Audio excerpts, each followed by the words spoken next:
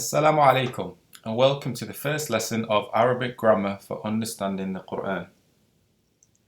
In this first lesson we're going to cover three main subtopics, the first one being an introduction to Arabic words, so we're just going to do a small background on the Arabic word.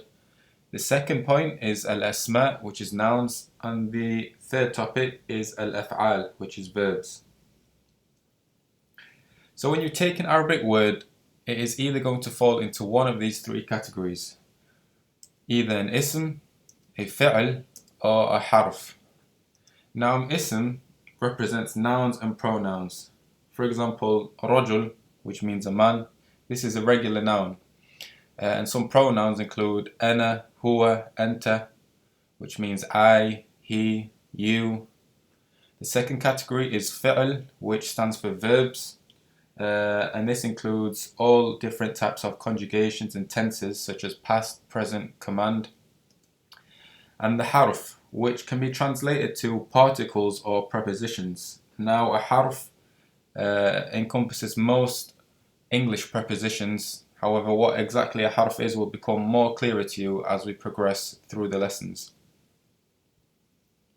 So some examples of ism, fi'l and harf are shown in this table. So some examples of an ism, a noun, include Ahmed, Masjid, Fatima, Jamal, and Qalam.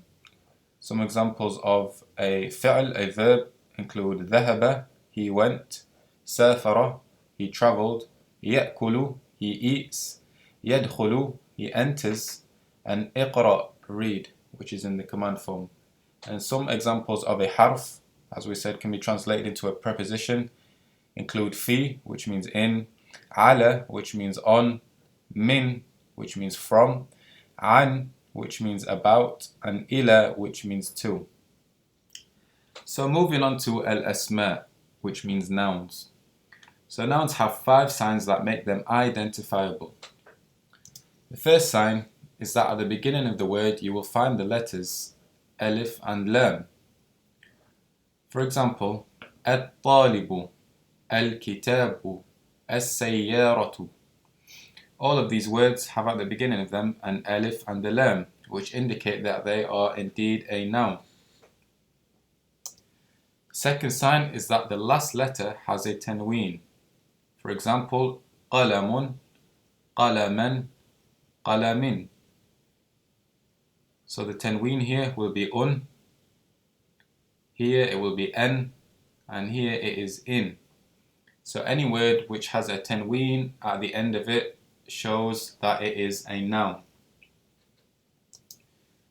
The third sign is that the letter ta marbuta, which is shown here, is attached to the end of the word. So for example, Fatimatu, Aishatu, Sayyaratu. All of these words have attached at the end of them ta marbuta. Another sign is that the word is preceded by a preposition, a harf. So before the word comes a preposition. So let's take this short sentence. Askunu fil bayti. Askunu fil bayti. So the harf is here highlighted in green, which is fi. And after fi comes al-bayt. So we know that the word that comes after fi is indeed a noun. So the noun in this sentence is al-bayt. And also we can see that al-bayt has alif and a lam at the beginning of it, so that is another indicator that it is indeed a noun. The final sign is that the word is preceded by ya, which is used to call upon someone. So ya is translated to O. For example, if I said ya Ahmedu, that means O Ahmed. So we can see Ahmed comes after ya, so Ahmed is the noun here.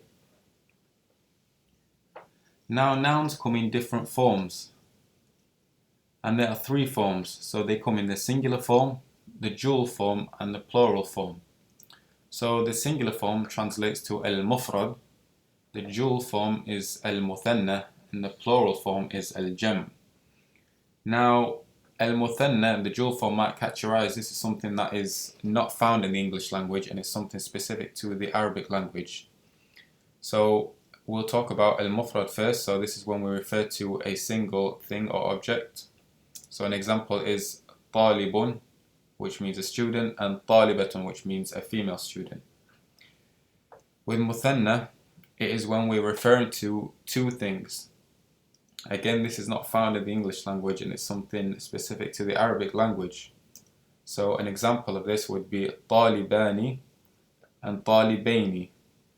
So these both mean two students. However, they have different case endings. So the first one, طالبان, ends with an alif and a noon. طالبين ends with a ya and a noon. They both refer to two students. However, the different case endings is based on their position in the sentence. However, we'll discuss that more in depth in a future lesson based on regarding when to write طالباني, when to end in an alif and a noon, and when to end in a ya and a noon. Another example, طالبتان and طالبتين, which is just a female equivalent basically. So two female students. Obviously, there's two different case endings, and we'll discuss that further in a different lesson. So al-jam' is when we're referring to more than two things. For example, muslimuna and muslimina. So these both mean Muslims, the plural of a Muslim. Obviously, there are two different case endings, one ending with a waw and a noon, and one ending in a ya and a noon. And this is based on the different positions in the sentence. However, don't worry about that at the moment. We're going to discuss that in a future lesson. Another example is muslimatun, which means a group of female Muslims, and طلاب, which means a group of students. And these types of plural words are called al-jam' taksir, which means broken plurals. So you'll notice that there's quite a few different types of there's different forms of plural words. However, we'll discuss that in a further lesson. So just know that at the moment there are three different forms of nouns in the Arabic language: al-mufrad, the singular; al-muthanna, which is dual; and al-jam', which is plural. So as we said, al-ism includes pronouns as well. So this table just shows some examples of the most common pronouns. For example, ana, which means I, and this can be a masculine or a feminine. Anta, which means you. So you say anta, you, when you're speaking to a male. And you will say enti, which also means you. However, you'd say that to a female. Huwa is the third person, which means he, and you do this when you're referring to a male. And here it means she, so it's in the third person and it's talking about a female. We also come across a category of nouns called interrogative nouns, which translates to ismul istifham. So these include aina, which means where; mada, which means what; mata, which means when; hal, which means is; a, which also means is; and men, which means who. So some examples of when we would use these interrogative nouns are shown on this slide here. So where is the book? We would say أين الكتاب. If we wanted to say what is on the desk, we would say ماذا على المكتب. If we wanted to say is that a pen, we would say هل هذا قلم. If we wanted to say is that a car, we would say أهذه سيارة. And if we wanted to say who is in the class, we would say من في الفصل. So these are just a few examples of when we would use أسماء الاستفهام, interrogative nouns. So moving on to the final topic, al-af'al, which means verbs. So verbs are divided into three types. The first type is فعل ماض, which means past tense verbs.